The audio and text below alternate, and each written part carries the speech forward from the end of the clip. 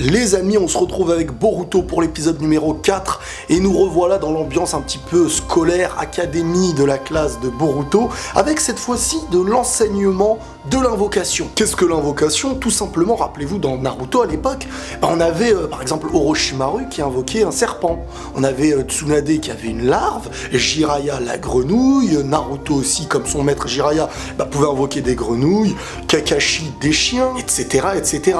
On n'a jamais vu réellement l'enseignement d'une invocation, et cette fois-ci dans l'académie, ce qu'on n'avait pas forcément vu dans Naruto, on le voit dans Boruto. Et c'est Konohamaru Sensei qui s'y charge avec l'invocation d'une grenouille, d'un crapaud. Et Shino Sensei expliquait à ses élèves que Konohamaru était quand même un peu une référence actuellement en termes d'invocation. N'oubliez pas qu'il est le petit-fils du 3e Hokage. Et pour rentrer encore plus dans les détails, le crapaud que Konohamaru avait invoqué se nommait Gamagoro. Et après cette belle démonstration, les élèves pouvaient poser des questions à Konohamaru, sauf que plein de filles se sont dirigées vers lui, ce qui a rendu un petit peu Boruto jaloux. Et la famille de Naruto, vous imaginez bien, étant proche de Konohamaru, Boruto se permet certaines choses que d'autres ne se permettraient pas. Boruto se permet un petit peu de l'insolence envers ses sensei, faut dire la vérité. Je sais pas si c'est parce que ses sensei connaissent son père, ou tout simplement parce qu'il est nonchalant, un peu comme son père. Bref, il lâchait à Konohamaru des trucs du style arrête de rougir, toi je t'ai pas vu, tu fais le dur devant les filles, nanana.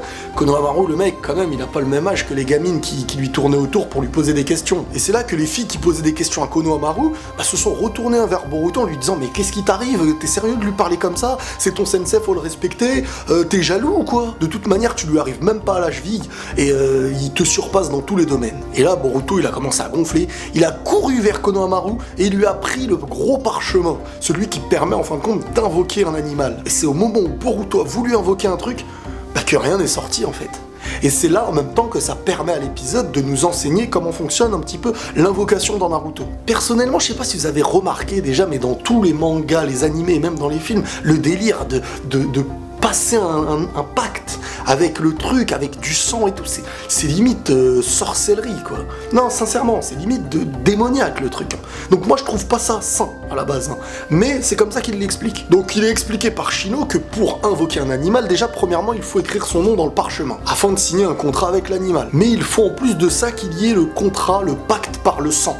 Et c'est là que je trouve ça un peu malsain, quelque part. Carrément il est dit qu'après on peut le faire venir de l'autre monde. On dirait que je leur fais une recette de sorcellerie. Bref, il est dit que la manière d'avoir le pacte avec l'animal n'est pas la chose la plus compliquée. La chose la plus difficile, bien sûr, c'est de dompter, d'être en accord, que l'animal puisse t'obéir. Parce que si tu l'invoques, il se ramène, il va faire pipi là-bas, il s'en fiche de ta tronche, ça fait pas plaisir, et dans un moment de danger, tu risques vraiment le danger, quoi. Donc pour que l'animal puisse respecter celui qui l'invoque, il faut un respect mutuel, comme on a pu le voir avec Kakashi, ses chiens, Jiraiya, ses crapauds, Naruto, son crapaud aussi. Vraiment, il faut qu'il se passe quelque chose, quoi. Je dis pas que vous soyez en couple, non, attention. Mais après qu'il y ait cette entente mutuelle, l'animal invoqué deviendra vraiment proche de toi et un excellent partenaire. Mais cela dit, actuellement, les enfants de la classe, là, ne pouvaient pas être encore aptes au pouvoir nécessaire pour invoquer un animal, donc ils vont essayer d'invoquer une arme, car il est aussi possible à l'aide de ce parchemin d'invoquer autre chose qu'un animal. Et c'est là qu'on a de chaque côté un petit peu d'une discussion. Alors les filles entre elles et les garçons entre eux. Un petit peu comme à l'école quand on était plus jeunes. Les filles de leur côté qui se disaient ah ouais parce que invoquer des crapauds, des trucs visqueux, ça les tentait pas trop. Et du côté des garçons, ça parlait plutôt d'invoquer des gorilles, des araignées, des choses assez puissantes. Donc on apprend aussi qu'on peut un petit peu choisir l'animal qu'on va invoquer. Et je sais pas si vous avez remarqué, mais Boruto avait parlé de serpent. Donc déjà, Boruto a des idées, on dirait un petit peu... il a deux facettes, on dirait qu'il a quand même un petit côté sombre en lui qui n'existait pas avant chez le héros, quoi. Invoquer un serpent, c'est quand même avoir une pensée serpentard. Non mais vous m'avez compris. Qui dit serpent, dit Orochimaru, qui dit Orochimaru, dit un petit peu Sasuke. Sasuke et Boruto, on sait que pas... Ok, et pour rassurer un petit peu les inquiétudes des petits, les sensei ont expliqué par exemple que le 3e Hokage invoquait un singe, que le 6e, alias Kakashi, invoquait des chiens, donc chacun pouvait invoquer quelque chose qui lui est un petit peu propre à lui. Et c'est là que notre Iwabe national, alias le Che Guevara de l'époque, tu vois, celui qui veut vraiment révolutionner son temps, celui qui est en accord avec le temps d'avant, de l'ère des shinobi, et pas l'ère actuelle de la société Burger King, quoi, tu vois. Il a dit clairement devant tout le monde, les créatures invoquées ne sont pas des animaux de compagnie. Quelque part, on s'en fiche de l'apparence. Et les garçons de leur côté expliquaient, bah oui, l'essentiel c'est qu'ils soient forts. Et les filles de leur côté, bah avaient un avis différent, hein, c'est normal. Et de son côté, Boruto et ses potes se sont dit, eh, venez les gars, on essaye tous ensemble d'invoquer un gros truc. Encore une fois, une bêtise qui allait se faire dans leur troupe. Et c'est là que Sarada Uchiwa, la fille de Sakura et de Sasuke, est intervenue pour dire, eh, écoutez les garçons, là vous en faites trop. Hein. À chaque fois, on doit passer derrière vous, on a une sale image, une mauvaise réputation. Déjà, vous avez détruit la statue de l'Hokage, vous vous êtes battu dans le gymnase. En fait, il y a des histoires à chaque fois. Et quelque part, ça a même été confirmé par Shikadai. Il y a des échos qui disent vraiment que ça se passe pas très bien dans leur classe. En gros, la réputation de cette classe commence à faire du bruit. Et c'est là qu'on voit directement qu'il y a un lien entre Sarada et Boruto. Directement, les deux, tête à tête, sont un petit peu grincheux l'un à l'autre, se crêpent le chignon, comme on dit. Tu me saoules, toi aussi, nanana, nanana, tu vois, disputage, quoi. Par la suite, il y a eu une conversation très intéressante entre Konohamaru et Shino Sensei. Shino expliquait que c'est pas facile, il y a beaucoup d'énergie en eux et que c'était très dur à gérer. On peut apercevoir aussi les débuts de Shino en tant que professeur qui commence à avoir un peu de difficulté face à cette génération qui est quand même énergétique, hein. Énergétique, c'est pareil. Et c'est là que Konohamaru a fait un très beau rappel à Shino qui lui a permis ensuite de changer sa vision des choses, en lui expliquant que Shino, Sasuke, Naruto, Sakura, Shikamaru et les autres avaient aussi cette énergie, cette chose que d'autres n'avaient pas à l'époque. Que cette manière d'être, c'était un moteur de progrès quelque part. Et qu'en fin de compte, au final, tout le monde s'est fait un nom. Tout le monde s'est donné un nom et un rôle à jouer par la suite. Et c'est là que Shino Sensei s'est un petit peu remis en question en regardant les enfants d'une manière un petit peu différente et en pensant bien plus à ce qu'ils pouvaient devenir plus tard, sans forcément trop les restreindre, mais en leur donnant aussi certaines responsabilités. On revient avec les petits zigotos et c'est là que Boruto et Sarada, pour leur pause, devaient manger. Mais malheureusement, dans cette sandwicherie, il ne restait qu'un sandwich. Alors déjà, moi j'ai pas compris le délire du sandwich là. Des nouilles en sandwich. Je pensais qu'il y avait que moi qui pouvais faire des choses comme ça à l'époque. Après, peut-être que ça se mange, hein, je sais pas. Mais il ne restait qu'un sandwich. Et c'est là que Boruto et Sarada, en même temps, étaient à la caisse et disaient, non, c'est moi qui vais l'avoir. Non, c'est toi. Moi, c'est moi. Et quelque part, c'est bizarre. D'habitude, il vous reste beaucoup de sandwichs. Pourquoi d'un coup, il n'en reste qu'un? Parce que notre amie Shosho, hein, la fille de Shoji, les avait tous achetés pour les manger. Un petit peu comme son père, celle-ci aime bien manger et assume clairement ceci. Bref, pendant que Boruto ne s'y attendait pas, il y a Sarada qui est parti acheter le sandwich. Donc, il n'y avait plus de sandwich pour Boruto et là il a pété un plomb. Ah là il y avait un début de tête à tête entre Sarada et Boruto et il y allait avoir un combat, sauf que Shino est intervenu à temps. Mais attention, il n'est pas intervenu à temps pour dire ne vous battez plus, nanana. Il a dit écoutez, on va organiser ça après les cours. Donc là tu te dis Shino, le sensei qui arrive pour dire un truc pareil, c'était pas dans ses habitudes, c'est suite à la conversation qu'il a eue avec Konohamaru et il a compris que quelque part fallait aller au bout de certaines choses et faire d'eux peut-être quelque chose qui deviendra grand à l'avenir quand on réfléchit. Sauf que l'affrontement qui a été organisé par Shino après les cours, c'était pas un affrontement 1 contre 1, c'était en fait deux équipes. Il y avait l'équipe des filles de Sarada et le clan de l'autre côté de Boruto. L'objectif en fin de compte c'était de s'accaparer du drapeau qui était en haut de l'école et la première équipe qui l'aura, en fin de compte aura gagné.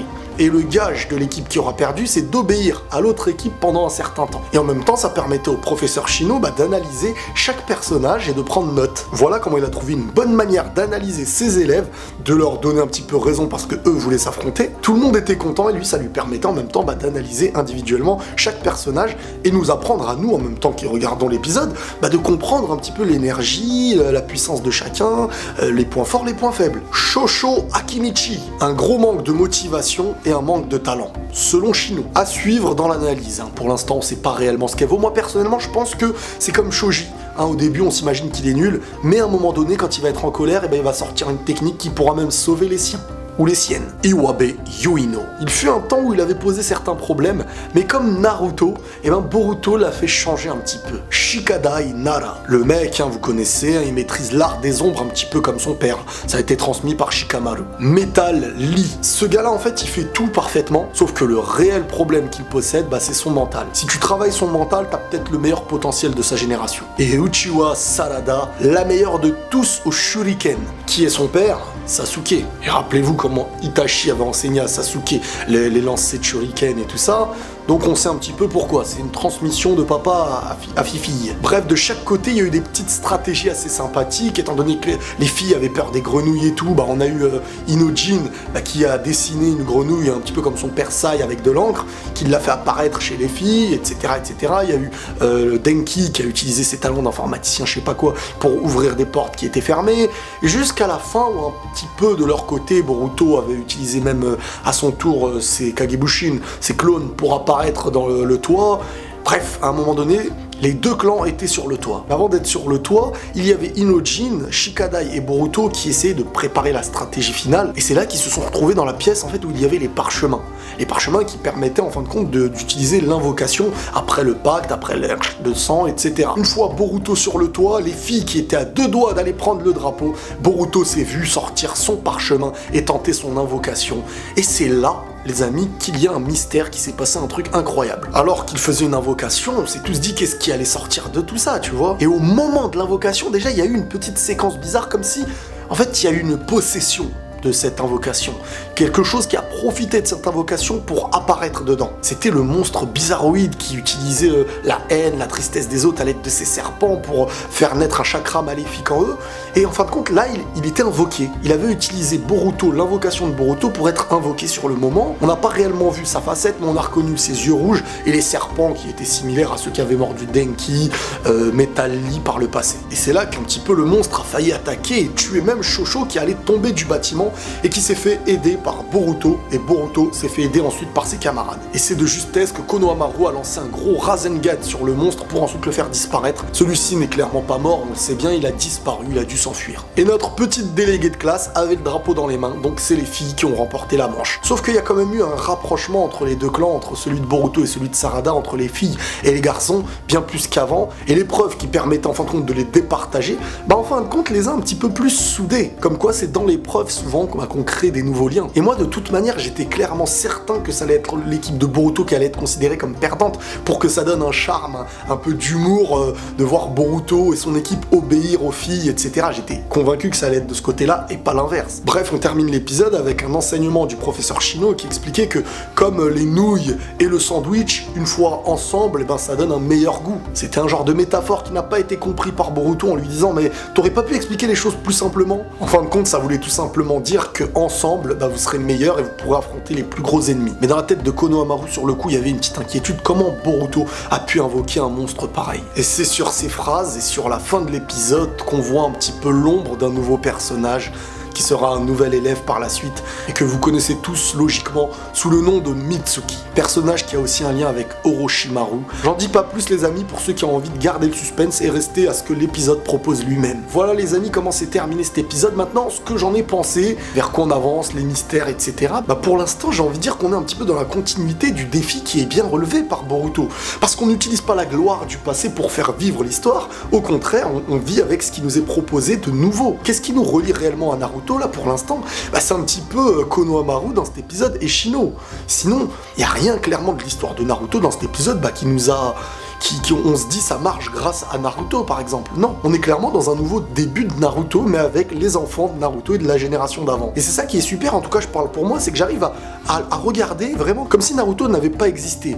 Mais le fait que Naruto en plus de ça existait par le passé, ça donne un charme parce qu'il y a cette nostalgie et cette suite, le vécu des anciens, fait naître un peu la naissance des nouveaux et c'est ça qui est super. Il y a des petits mystères qui s'y ajoutent et ça va s'ajouter encore plus avec le temps, vous verrez. Mais de mon côté, je me pose encore plusieurs questions. Je me dis que les personnages qu'on a vus dans l'animé, qu'on n'a pas encore vus dans le manga, est-ce que c'est des personnages en fin de compte qui n'ont pas une grosse importance, qui ne pourront pas avoir un très gros impact? Est-ce qu'on les verra par la suite? Sinon, après, je suis assez impatient aussi que ça rattrape le manga et qu'on puisse voir enfin la suite de ce qu'on a déjà vu par exemple dans le film, etc. Pour moi, ce sera vraiment ici qu'on pourra commencer à vraiment bien juger l'animé.